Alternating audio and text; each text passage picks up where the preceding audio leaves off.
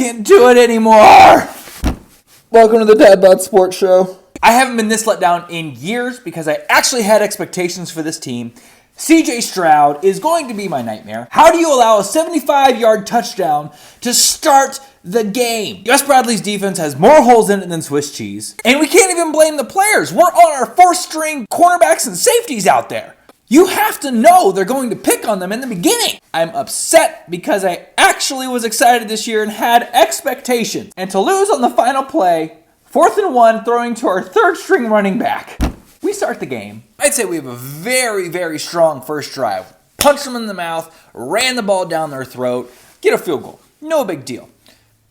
As a defensive coordinator who has nothing but practice squad players besides Kenny Moore in the secondary, needs to expect they're going to try to pull some shit. That bomb that CJ Stroud threw sucked all of the air out of the stadium. The loud house went silent. And like I said, we can't even blame the players.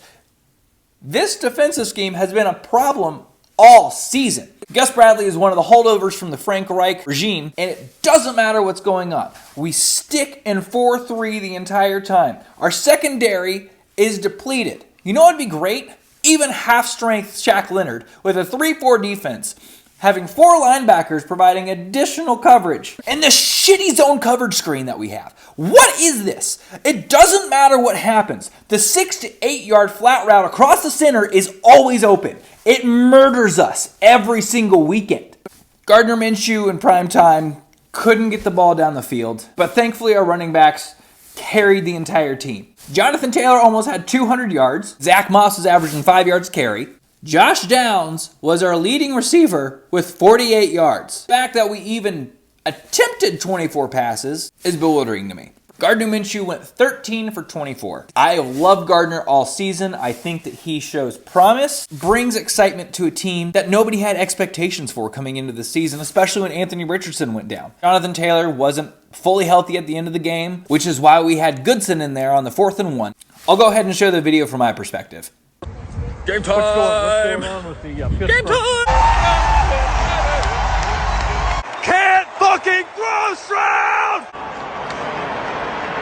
Oh my God! Oh, the pain. Just the absolute agony of watching that play happen. Watching CJ Stroud absolutely dominate us. He didn't even actually fully dominate us. It was a very close game the entire time. He had the one big shot, and our defense did a lot to stop the run. Devin Singletary had 24 carries for 63 yards, if that tells you anything. But Nico Collins had 9 receptions for 195 yards. Again, our pass defense is atrocious. Either Gus Bradley needs to get with the times and figure out how to actually blitz or change a scheme. But hearing how things went down with Shaq Leonard, it sounds like he's a stubborn asshole. So, who knows? We have the players on defense. A fully healthy Colts defense handles this game no problem. And I think it's safe to say, with a healthy Anthony Richardson, we're in the playoffs. Not only that, we probably have 12 wins and we're in the playoffs. Enough of my complaining. Crowd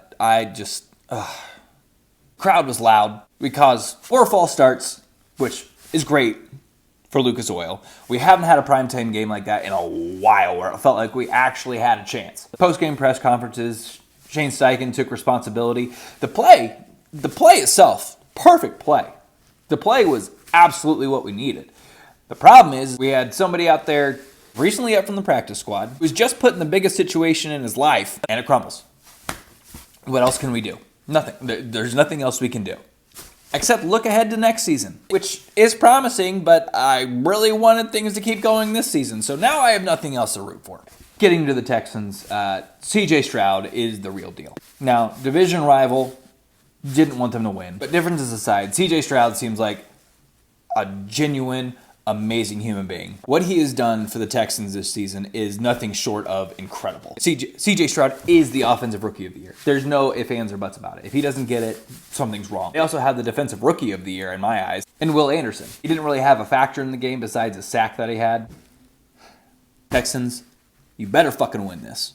That's all I'm saying. You guys have to win this game coming up. So, looking forward with the Colts. We have a solid defense coming into next season. Kenny Moore's returning, Grover Stewart's returning, DeForest Buckner's returning, Kwity Paye's returning, Zaire Franklin, EJ Speed. We're loaded across the board. Need to work on depth, obviously.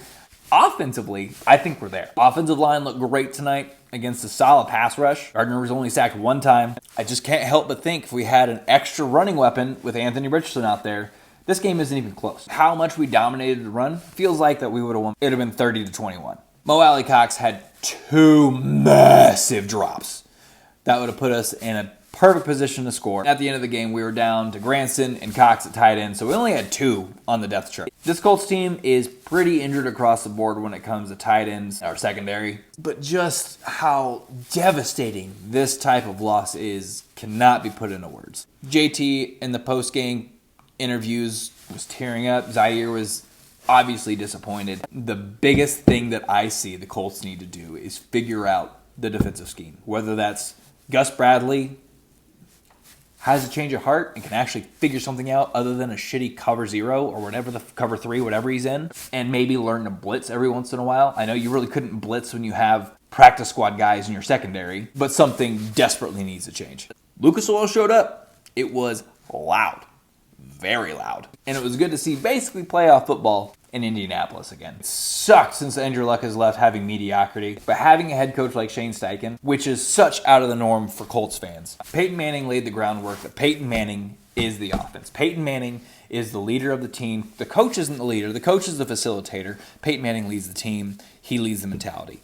This has shifted now where Shane Steichen is the brains of the operation, and you can see he was clearly the brains of the operation in Philadelphia. On the offensive side, you see how much they're struggling, and you see how much success that we've had with a backup in the entire season. Gardner Minshew outplayed. He's shown in the past. Gardner Minshew might have a shot at a starting job somewhere. Gardner Minshew gave this city a spark that we haven't had in a long time. And to say that and not make the playoffs, missing so many starters, it makes me very excited looking into next season. Texans, you had better run the table on everybody. CJ Stroud is a weapon. He will be my nightmare until he retires, and the battle between him and Anthony Richardson is going to be incredible. And this is shaping up to be the best rivalry going into the 2024 season. Both head coaches in their second year, both quarterbacks, well, at least CJ Stroud's in a second year. Anthony Richardson will get his first full season and take the full running load off of Jonathan Taylor. Okay, thank you everybody for checking out Dad Bod Sports. Make sure to hit the subscribe button, also the Steelers one. Nobody gives a fuck. Bye-bye!